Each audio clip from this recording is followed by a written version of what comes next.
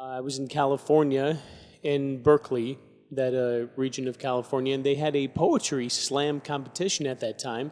I saw this advertised, and if you can imagine, they would choose people and from the top performers, and then they would send them to Rhode Island in a national tour competition, a championship, and I wanted to be involved in that. So I got together with my friends. I knew this one hearing friend of mine who knew sign language, and we went to perform. And we had to have our performance follow the theme, word of the night. So I was thinking about what poem I could come up with, and I thought I had the perfect fit. So I saw some hearing poets performing, and then they finally called out my name, Theron. So I went up to the front of the room and I started performing my poem absolutely to my heart's fullness. And even though the entire audience knew no sign language, apparently my gestures and how I had presented the poem had inspired the audience to their feet to applaud. And so I sat down in the audience and I realized I didn't win. And that was a frustrating experience for me. But I realized after that it is very difficult to have the impact that you want on the hearing community so that ASL poetry can be recognized. So this story, this movie, Def Jam, that you'd seen is really for me a personal journey, because personally I have experienced exactly the same life experience. And so for me, it's really brought goosebumps to me. I also would like to share with you some of my favorite poems. Not only mine, but also those of other performers you'll be seeing before you today. So the first one I'd like to share with you has to do with Mother Nature. And specifically, this poem will only be focusing on the 5-hand shape. I'd like you to keep an eye out for that, because that is the only hand shape I'll be using in this poem, even though it has many concepts. Now, the voice interpreter will... as you saw throughout the film, it is impossible to convey the nuance of ASL poetry, but the interpreter will be giving you some guiding words to help you understand where this poem is going and be able to connect with it. All right, let's go. Clouds, parting, sunshine. The wind rustles the grass, a frog croaks and jumps. The water ripples, leading to a large tree. The leaves and branches of the tree let forth a leaf, which floats on the surface of the teeming waters underneath a fallen tree, through rocks. A deer, racing through the forest, turns its head, licks at the water, looks around, branches off and leaves. A bear approaches the stream and takes from underneath its surface a fish in its mouth. The clouds descend. Darkness brings rain. The clouds unleash their fury. The waters rage. The downpour ensues. The sky's clear. Peace. The river flows. In this one direction, the river flows toward a boat with a bearded man and a candle.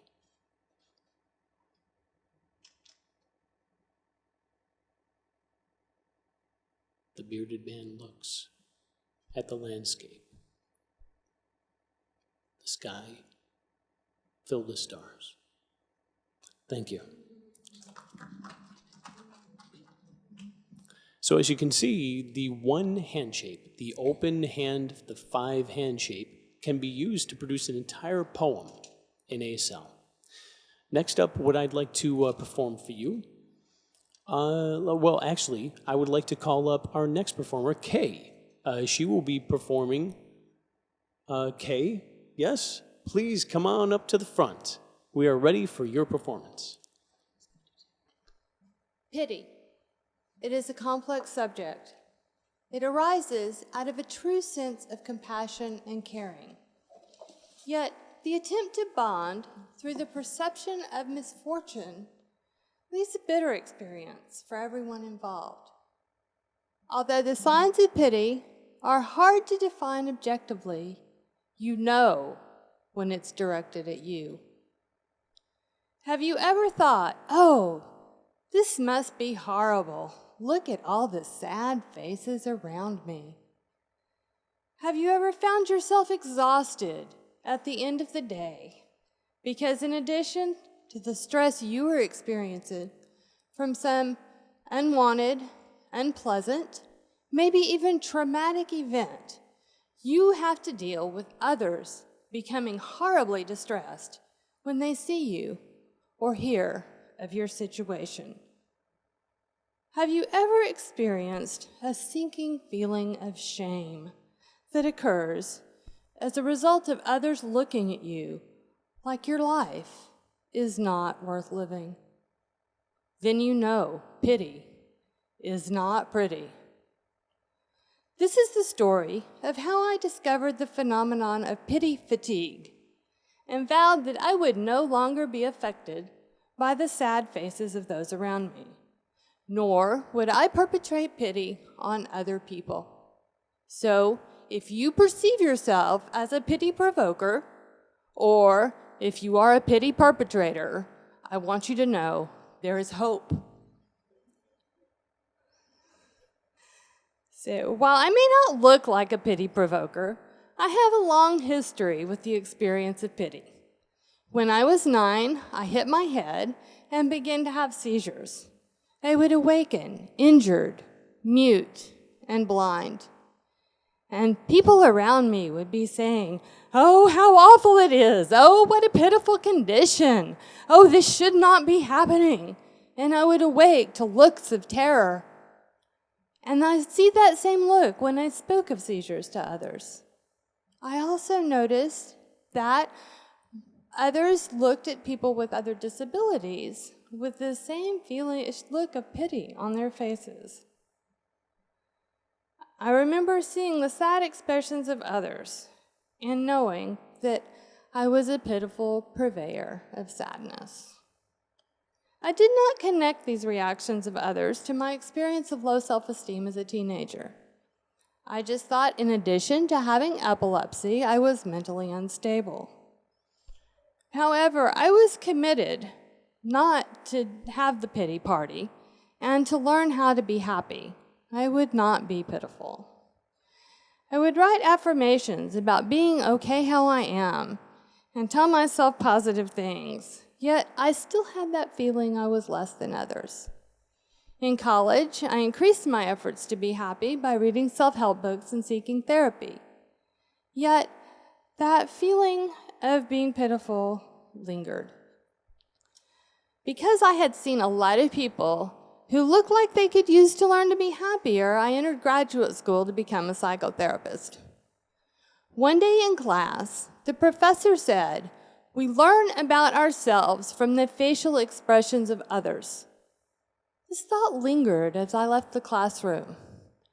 After class, someone asked me about a huge bruise I had on my leg. Purple and green blotches made frequent appearances on my body. I said, "Oh, I have seizures, I thrash about, I run into things." This was not unusual for me, I was used to it. And then there it was on their faces, vicarious trauma. "Oh, how awful for you. How sad you have to endure it. I don't know how you can go on." And then I flashed back to the lecture. We learn about ourselves from the facial expressions of others. Then I realized I am not pitiful after all. They are just having a reaction. I became very curious about this phenomenon and went on a quest to explore it. When out in public and seeing other people with disabilities, I would watch how they were reacted to. Some people look up overhead like they're trying to avoid knowledge of something unpleasant. Some people point their eyes downward like they're ashamed of the judgment they are making. Some people furrow their brow and stare like they see a problem to be solved. Looking at these squinched up faces day after day is exhausting. I propose that just as professionals who deal with trauma are subject to a stress condition called compassion fatigue, that people who experience things we others see as unpleasant are subject to a vicarious stress condition I call pity fatigue. So now when I see that squinched up face that says, "Oh, how bad for you," I remember that they are mired in their own fear. They may not have the strength to adjust and go on. They don't understand the sweetness of gifts that comes from overcoming obstacles. They may lack the skills to adjust and be happy. I know that that look is not about me or my situation. When I see others who are facing something that looks difficult for me, I remember that they have strengths and gifts I do not know of. I become curious about who they are. I choose to bond with the unseen sweetness that lies beyond that which is bitter at first encounter. And then I look them in the eyes and smile. My psyche is now pity-proof. I no longer perceive myself as a pity provoker, nor do I perpetrate pity on other people. The next time you see someone in a situation you perceive as unpleasant, I invite you to move past the bitterness, become curious about the sweetness, and be more balanced in your attempts to bond.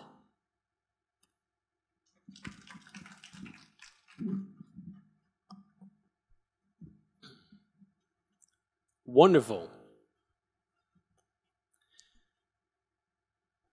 And just waiting to get. Thank you very much, Kaye, for sharing your experience, your story. And now we're going to be having our next poet. I'd like to invite to the front of the room Najma. She is our ASL poet. Come right up, Najma.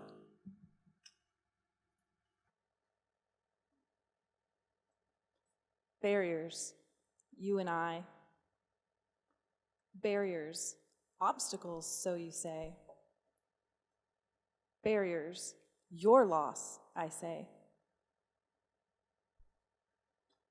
Barriers, my responsibility to dismantle. According to people who are white, light-skinned, sighted, hearing, speaking, heterosexual, homeowners, abled. Barriers created by people who never cried with them. Barriers created by people who made choices without thinking.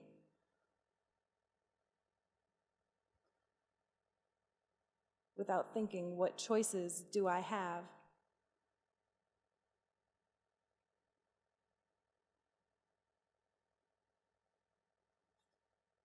Barriers is not walking in the dark, feeling lost and helpless. Barriers means feeling angry, robbed, dehumanized, and ridiculed as inspired people watch.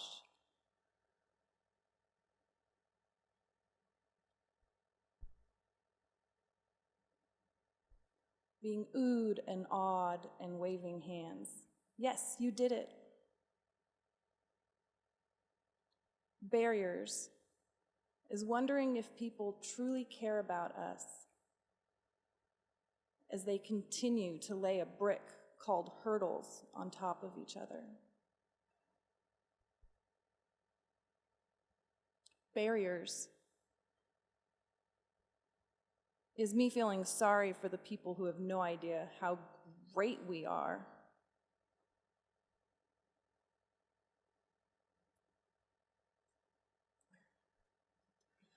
Barriers is going to sleep at night. Now that's the barrier. People oppress us, not us the oppressed.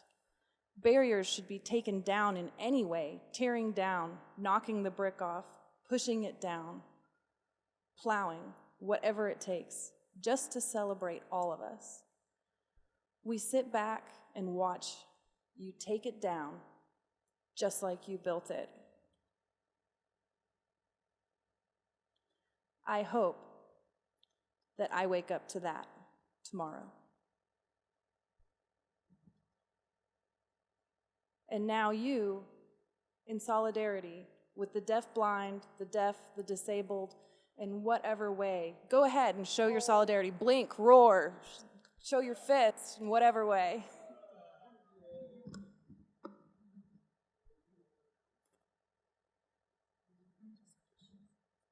Wonderful. That's a powerful message from our ASL poet, Najma.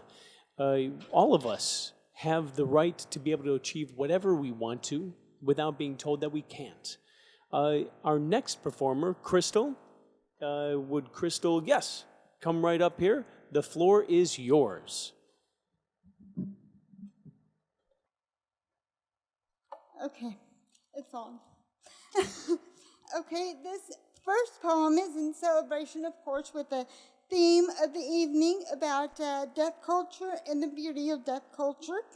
And one of our heroes, one of everyone's heroes, hearing and non-hearing, it's in tract. I wrote it when I was in high school. It's a portrait inside of Helen Keller's mind. Imprisonment within my own body. What hell this is to me. To speak, to hear, to see, to be truly free. The ever-living light that dwells inside shines greater than the heavenly light outside, but continues to be oppressed by the never-ending sorrow. Does hope exist for tomorrow? Confined to this place, the walls surrounded in spite and hate, to shut me from the outer world, I fail to relate. Still, I attempt to communicate, but only frustration escapes. Pure fury exudes me, and I express this abusive behavior to see if my anger will release my savior. The friends understand this repeated plea as a natural demeanor common to me. Well, if only one would look beyond and see the joyful light that always dwells within this everlasting hell. Revelation is known to me. This is but mere dream. This is not a girl's fantasy, but a dire necessity. And the next poem is a poem within my own mind. It's called Ambitious Touch. Fantasies forbidden, written, with her quail's lust quickened, this muse mystical longs to repent, while trust she refuses.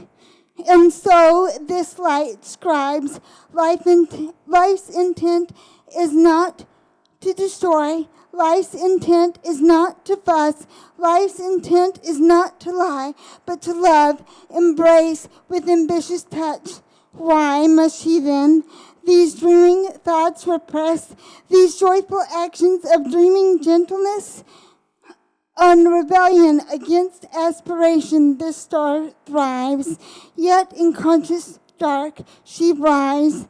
These inspired reflections of mind, writ on paper, have yet to be keenly seen, have yet to be truly felt, have yet to be deemed. These inspired reflections of mind wrap in twine of voice, glowing, absent of sound, and by fearful disbelief is fury bound. And so this light scribes, life's intent is not to destroy. Life's intent is not to fuss. Life's intent is not to lie, but to love, embrace, and ambitious touch. That's it. Man.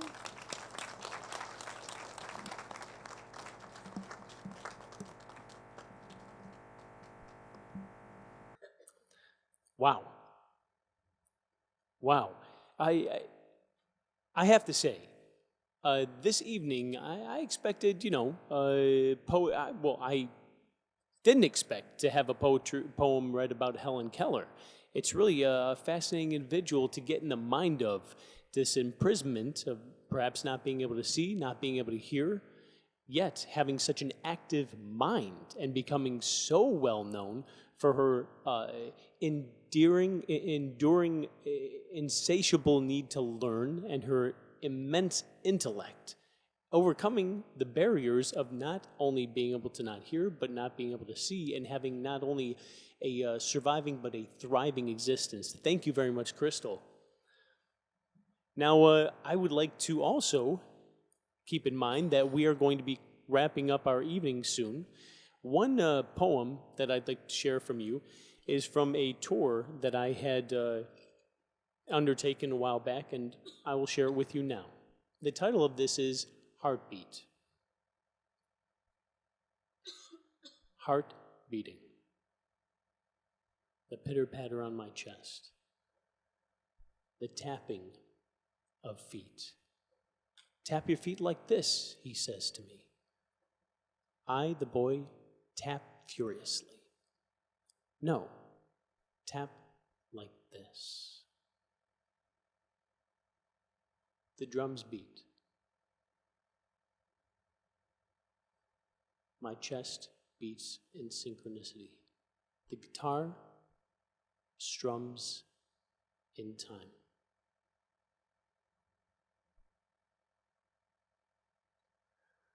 My head is hit. The glass of my identity fractures and falls to the ground. Amidst the clinking of the glass that I do not hear. I do not hear. No, I do not speak. I don't hear. I'm deaf. No, I don't use my mouth. I don't use my ears. Yes, the ABCs in sign language. Oh, you don't know them? D? Can you write with me, please? No?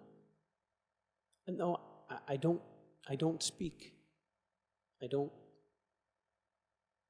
I'm completely deaf. No, I don't use my mouth. My ears are no good. It's as if they've been blown to bits. Can you sign? Can you? No, I can't hear a single thing. I am deaf, profoundly deaf. I can't hear. I can't hear.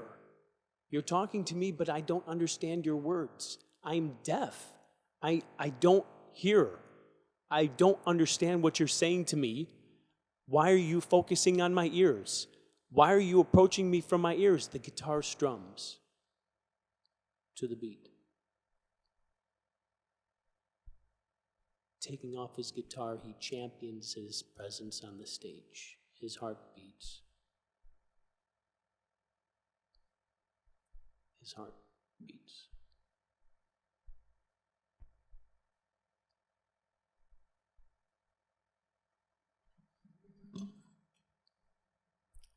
Thank you.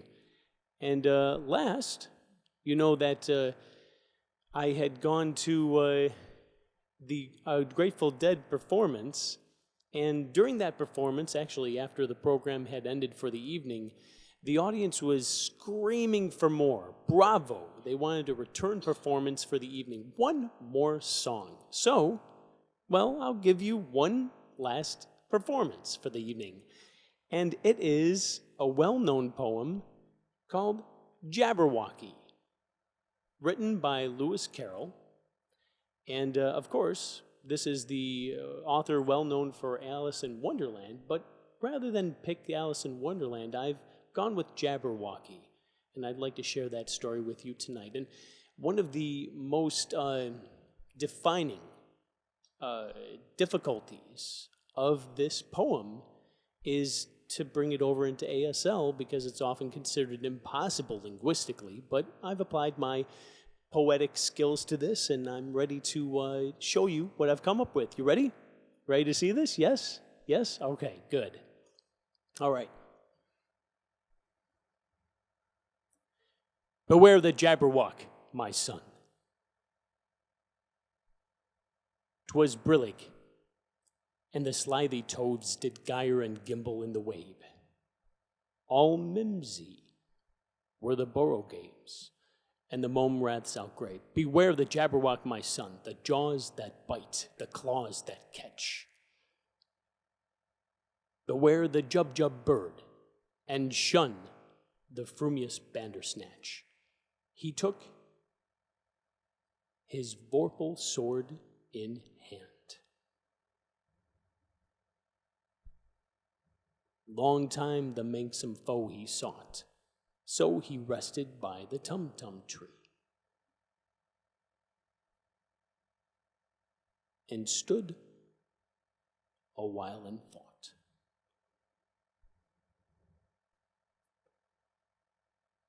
And as in uffish thought he stood, the Jabberwock, with eyes of flame, came whiffling through the tulgey wood, and burbled as it came.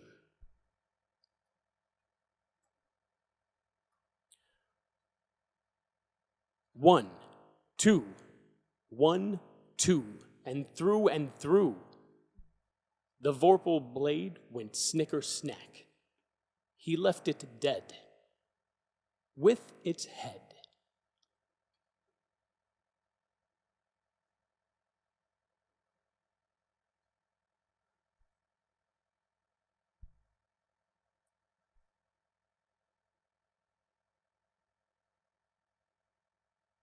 And with its head,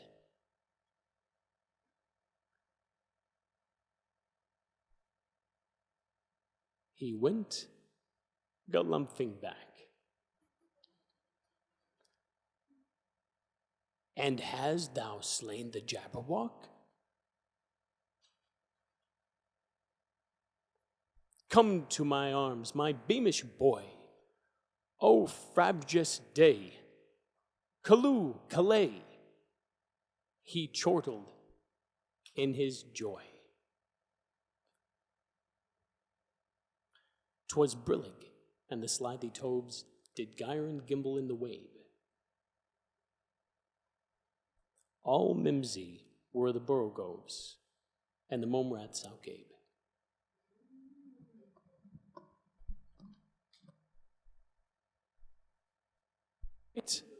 I turn the floor over to you, my esteemed colleague.